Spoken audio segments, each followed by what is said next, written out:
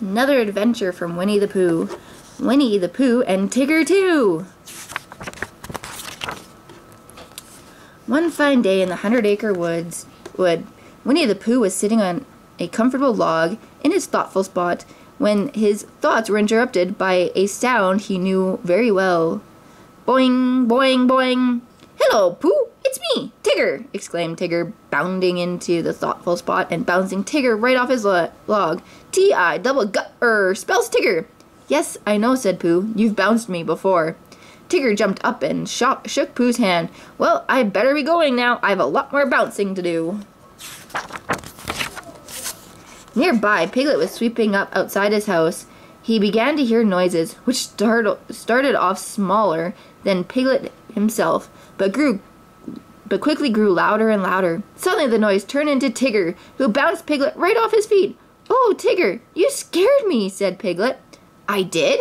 But I only gave you one of my little bounces. I'm saving my biggest one for old long ears," Tigger said. He pulled up his ears as far as they would go, trying to look like Rabbit. "Well, I'm glad I got one of your little bounces. Thank you, Tigger," said Pooh. He waved goodbye as Tigger bounced off down the road in the direction of Rabbit's house. "There, that should do it," said Rabbit as he gathered up an armload of carrots from his garden. But then he heard a sound he knew all too well. Boing, boing, boing. "Oh no!" cried Rabbit. "Stop!" But Tigger didn't stop. He bounced Rabbit right off his feet, sending the carrots flying every which way. "Hello, Rabbit. It's me, Tigger," said Tigger. "That's T-I-double-gut-er." "Oh, please, please don't spell it," moaned Rabbit, sitting up and pushing Tigger away. "Oh, Tigger, won't you ever stop bouncing?" "Why would I? Bouncing is what Tiggers do best." "Ho, ho, ho!" exclaimed Tigger, and he started to sing. "Oh, the wonderful things about Tiggers. Is Tiggers a wonderful thing? Their tops are made out of rubber, their bottoms are made out of springs, they're bouncy, trouncy, flouncy, pouncy, fun, fun, fun, fun, fun. But the most wonderful thing about Tiggers is I'm the only one." As Tigger bounced away, Rabbit stomped angrily about his garden, gathering up the scattered carrots. "Something must be done about that Tigger," he said to himself. That afternoon, Rabbit invited Pooh and Piglet to a meeting at his house. "I say, Tigger is getting too bouncy these days," Rabbit began. "Now, I've got a splendid idea. We'll take Tigger on an expedition to some place he's never been, and then we'll lose him." "Lose him?" Pooh repeated. Losing someone didn't sound like a very friendly thing to do. "Oh, we'll find him again the next morning," said Rabbit. "But by then he'll be a humble Tigger, a small Tigger, a sad Tigger. And oh, Rabbit, am I glad to see you, Tigger. It will take those bounces right out of him." He rubbed his hands together eagerly. The next morning crept into the 100-acre wood in a cold and misty sort of way. As Rabbit, Piglet, Pooh, and Tigger set off on their expedition, the mist was so thick that they could hardly see their feet at the ends of their legs. Tigger bounced in circles around the others. He bounced ahead and came back again. Finally, he bounced off into some especially thick mist beside the trail, where he seemed to disappear. "Quick," Rabbit said eagerly. "Now's our chance to lose him." He ran into a hollow log and pulled Pooh and Piglet in behind him. Then he peeked out from inside the log and breathed a sigh of relief. Tigger was nowhere in sight. "My splendid idea worked perfectly," Rabbit said with a chuckle. "Now we can go home." Pooh was very glad to hear that they were going home. "Yum, yum, it's time for lunch," he said. "Hello!" called a voice not very far away. "Oh no, it's you-know-who," cried Rabbit. Before Pooh quite knew what was happening, Rabbit had grabbed him and pulled him back inside the log. A second later, Tigger bounced onto the very log where Rabbit, Piglet, and Pooh were hiding. "Hello!" he shouted to the right. "Hello!" he shouted to the left. And then he leaned down and shouted, "Hello!" right into the log. Rabbit, Piglet, and Pooh shook all over as Tigger's cried echoed inside, but they didn't say a word. Tigger hopped off the log and bounced away into the 100-acre wood, still calling, "Hello!" Rabbit jumped out of the log. "Hooray!" he cried. "We've done it! We've lost Tigger! We can now go home." So they started off towards home. "It's funny how everything looks the same in the midst," said Rabbit a few minutes later. "They take this sandpit, for instance. I'm sure we've seen it before." "I'm sure you're right," Pooh said agreeably. They kept walking. In a little while, they came upon the very sandpit. Rabbit, how would it be if, as soon as we're out of sight of this old pit, we try to find it again, suggested Pooh. Because, you see, we keep looking for home, but we keep finding this pit. So perhaps if we looked for this pit, we might find home. I don't see much sense in that, said Rabbit. If I walked away from this pit, then walked back to it, of course I would find it again. Wait right here, and I'll prove it to you. With great determination, Rabbit set off into the mist. Pooh and Piglet sat down in the sand pit and to wait for him to return. They waited and they waited and waited. Piglet fell asleep, fast asleep, leaning against Pooh's tummy. Suddenly he was awakened by a grumbling noise.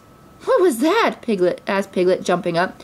Why, I do believe it was my tummy rumbling, said Pooh. I'm awfully hungry, and I think we should go home and have lunch. Do you know the way, Pooh? asked Piglet.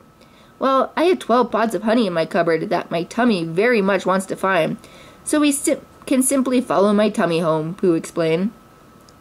Piglet tried to be as quiet as possible so that Pooh's tummy could concentrate.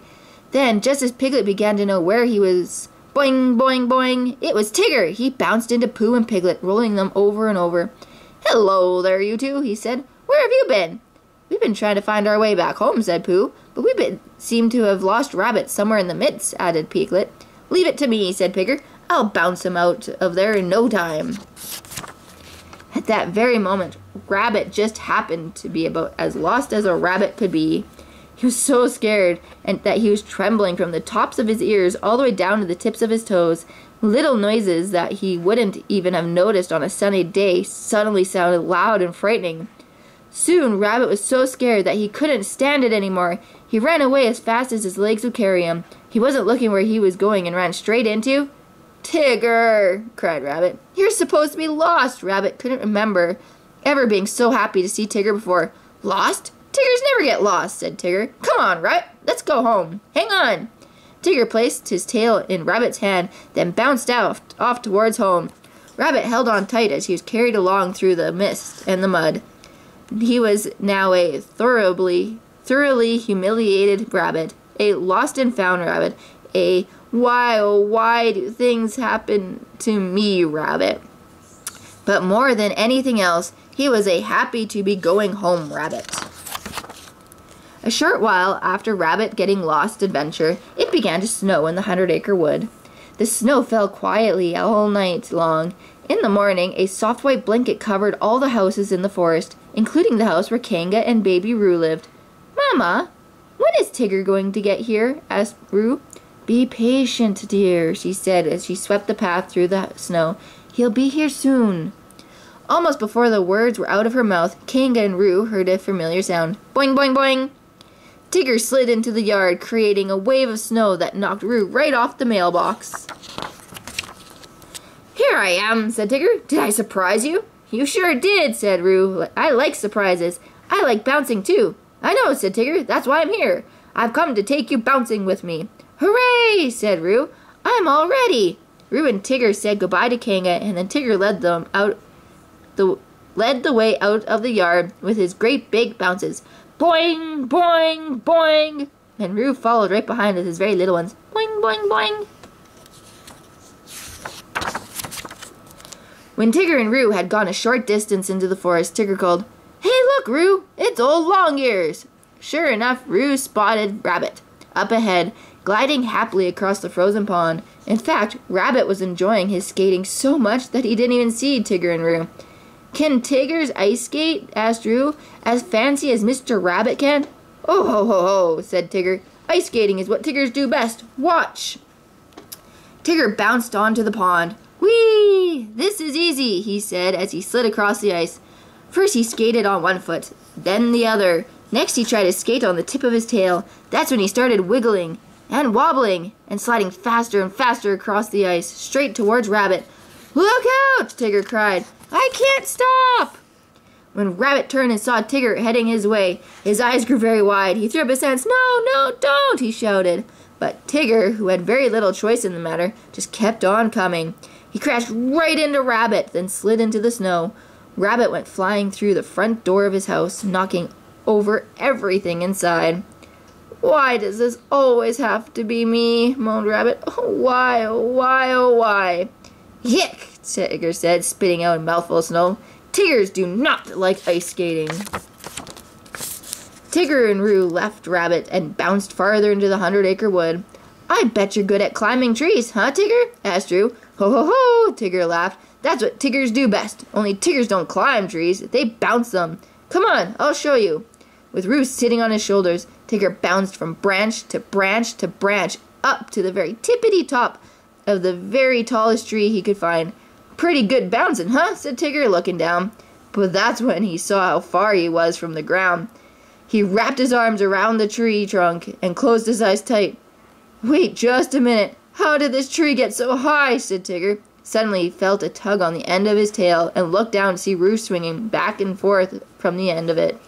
"Stop that, kid, please," begged Tigger. "You're rocking the forest." While Tigger was busy getting stuck in the tree, Pooh and Piglet were busy tracking some footprints around a bush. They stopped when they heard a loud, "Hello!" "Look, Piglet," said Pooh. "There's something in that tree over there." "Hello!" cried the voice again. Pooh Piglet called the second similar voice. When he looked more carefully, Pooh saw that something in the tree was Tigger and Roo. "Hello," said Pooh. "What are you two doing up there?" "Well, I'm all right," said Roo, "but Tigger's stuck." "Help! Somebody please help!" cried Tigger. "Get Christopher Robin!"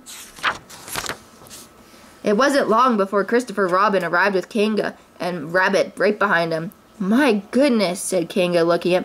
"How did you get way up there, Roo?" "It was easy, Mama. We bounced up," said Roo. "But now Tigger's stuck." "That's too bad," said Kanga. "No, that's good," said Rabbit happily. "Tiggers can't bounce anybody as long as he's stuck up in that tree." "We can't just leave him up there. We have to get them both down," said Christopher Robin firmly. "Now everybody take hold of my coat. Ready? Okay, you're first, Roo. Jump!" "Try not to fall too fast, dear," said Kanga. "Here I come." "Whee!" cried Roo. He landed safely in the middle of Christopher Robin's coat and then popped up into Kanga's arms. "That was fun," said Roo. "Come on, Tigger, jump." "Jump? Tiggers don't jump. They bounce," said Tigger, clutching the tree tighter than ever. "Then why don't you just bounce down?" suggested Pooh. "Don't be ridiculous. Tiggers only bounce up," said Tigger. "Then you'll have to climb down," said Christopher Robin.